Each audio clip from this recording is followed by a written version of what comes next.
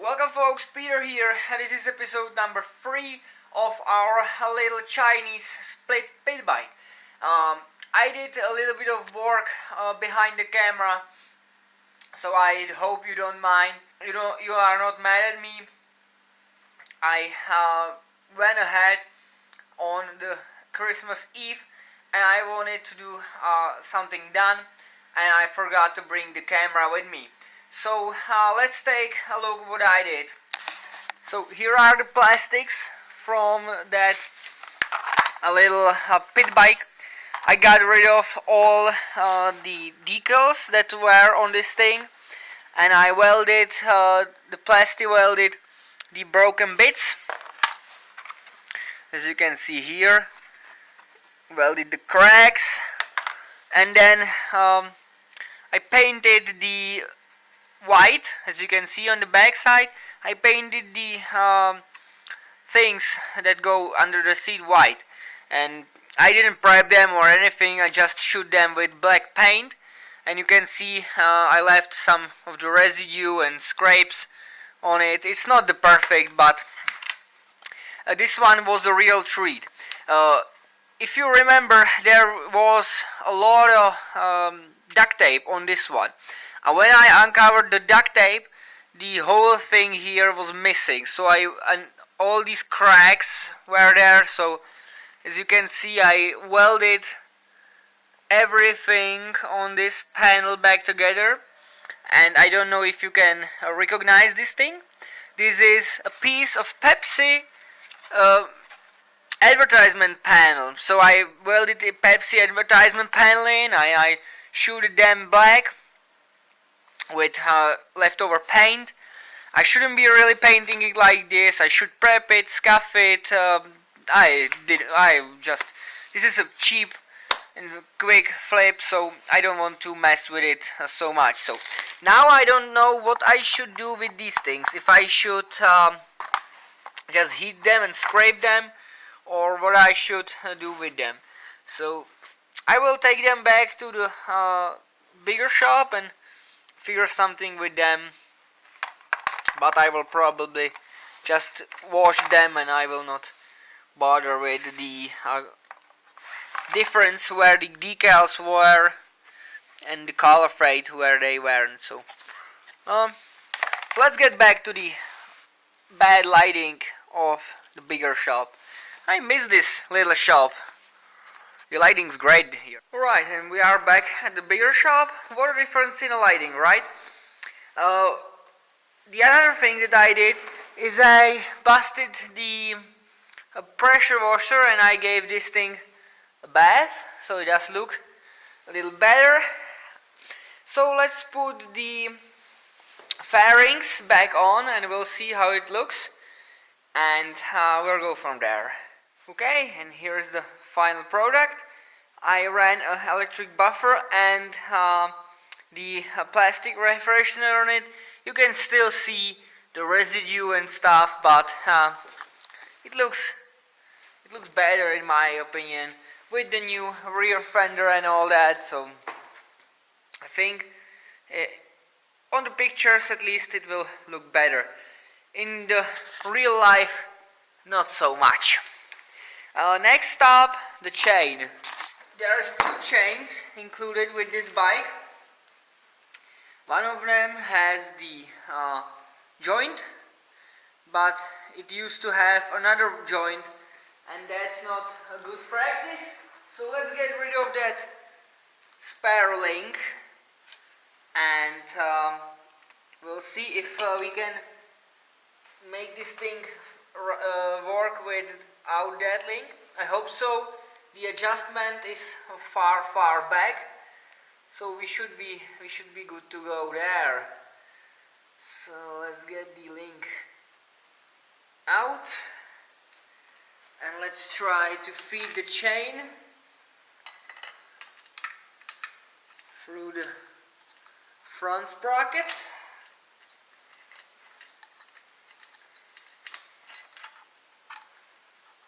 Out through the guides, through the front guide, up and over the and into the rear guide slash guard.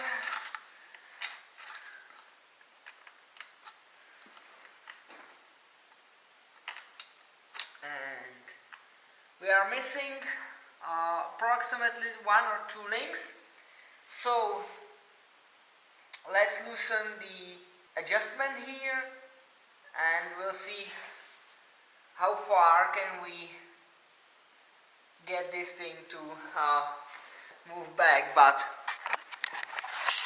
the adjustment here is bent, so we probably need to get the whole rear wheel out, cut this off and weld a new bolt in. That's probably what we will have to do, but we'll see. So I'm now on the end of the travel, almost at the end of the travel. This bolt is a little bent, so it doesn't go all the way up front, but we are almost at the end of the travel of your chain adjustment, and they have added this link in to the chain. And now watch this. We should get rid of one link, but we are not gonna do that. Although this link is stiff and I would love to get rid of it, we can't. So we will have to work with what we have, and we are going to put the joint in where I put that joint. And of course I lost it, so let me find it. Here it is. Let me put the joint in. So the joint link is in. This thing. And now that clip, here it is. And you want to point your clip the way the wheel is spinning. So if you're going to be riding it to the front, the wheel is turning this way and the chain is running that way. And that if you left your clip on the other side, it will pop off when it hits something like this guard or anything. So with the clip pointing this way, you will not lose it like they did, and you will not damage your magneto and flywheel. So let me set the correct chain tension. Also, they lost the proper axle. This is just a threaded rod going through because it has nuts on both sides, not a bolt and a nut. So I will adjust the chain, and then we will have to wait for the axle, for the stake for the front. If that is going to be here any soon, we will take care of the front. Then we will test drive it, and if this shock is bad, which I think I'm like 75% certain that it is, we will change the rear shock for something I should really have in my stash. So let's get the chain tensioned and then wait for the triple clamps. So now I will show you how to measure the chain so it's square.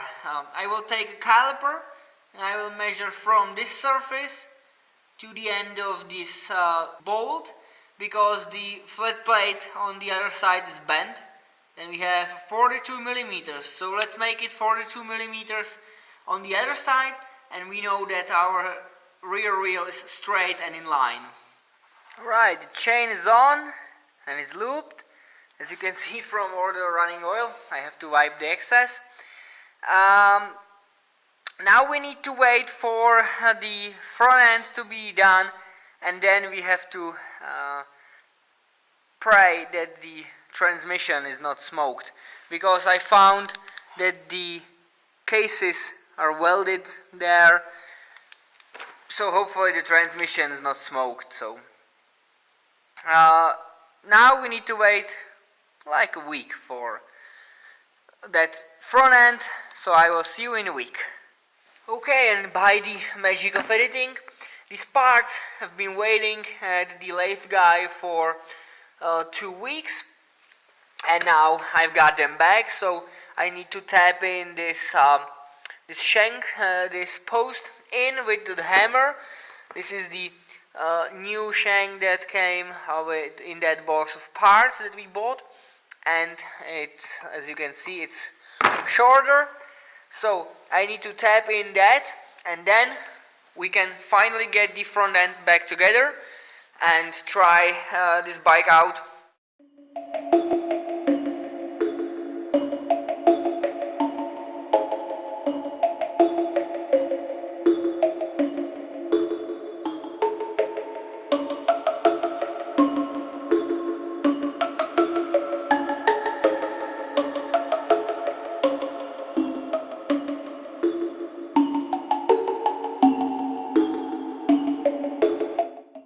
Right, the front end is back together, and I have to say that the front end with the spacers looks kinda, I don't know, it looks different. Will we run with those spacers or not? I don't know.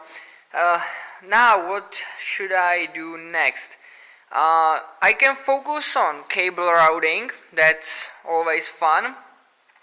We need to round the clutch cable and the throttle cable, and then tidy up the wiring, plug in the front switch, put on the front number plate, and then it's go time. Okay, I'm gonna start with the throttle cable on this Sheka carburetor. And that's definitely a Keihin like they used to make. I don't think that those Keihins were original too. I think those were knockoffs, but they were cheeky enough to put the Keihin name on them. So I need to get the slide out. For fuck's sake.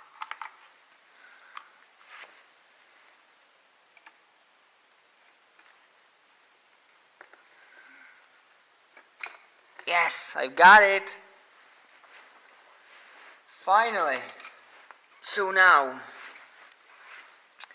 we need to sneak this cable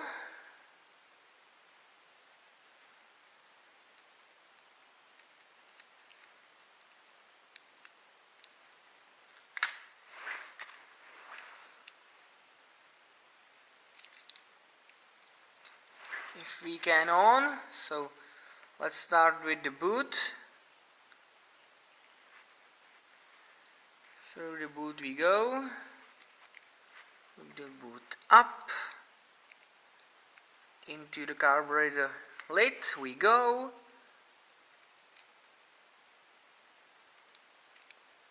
Then the spring. Where is the spring? Here it is. The spring. Compress it down. And the slide. So now we need to get this back on the carburetor.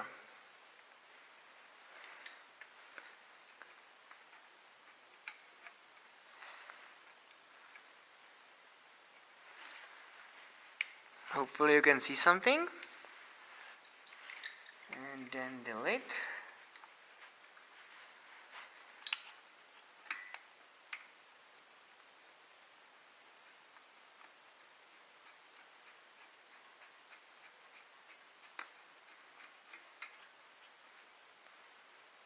Okay, the boot,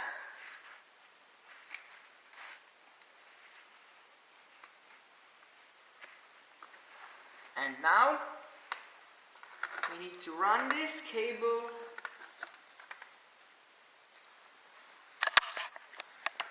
up here. Okay, with the throttle off, you can see the rest of the broken throttle cable inside. I'm sorry, my hands are shaking. So I have to get rid of him. See if we can force him out by shake. No, so I will have to help him out, and then we can install the throttle cable. And voila, like that, we have throttle cable, we have clutch cable. So now let's get this thing outside and try to test the transmission, clutch, and also this real wheel. I showed you how I measured the squareness of this, but I think it's a little cocked.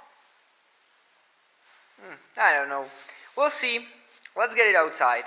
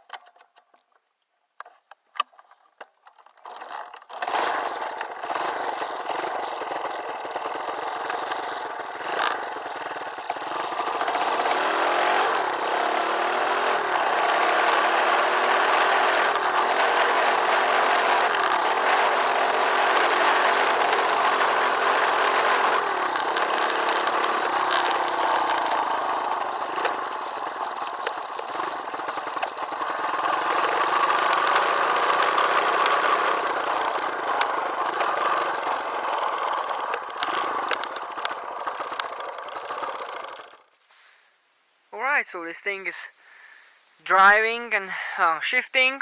I'm really pleased with that transmission. I wouldn't hope that the transmission will be good, but it is. I had two problems with it, driving it. This thing kept burning the spark plugs. It destroyed two spark plugs already, so I had to replace the spark plugs twice, but that was because of the bad air mixture. The float was high, as you can see in the part 2. The idle mixture screw doesn't have the spring behind it, so I moved the needle on the slide, and I did a couple adjustments to the carb, and the kill switch doesn't work. I forgot how terrible these things are. This is a real flimsy drive, and with that front end I think it's not helpful. But I wanted to take a couple pictures of this, but it's going dark, so I probably will not take any pictures today, and probably will take them tomorrow. So I will be back with the part 3 or 4, I guess, when this thing is going to sell. And if it does sell, I'm going to list it for $375, and I hope to get $300 out of it. And if it's going to sell, I'm going to bring something special for the channel, and it will either have 4 wheels or it will have a better quality than this. So stay tuned for this, and I'm out of here. Be safe out there, and I will see you in the episode 4. Bye.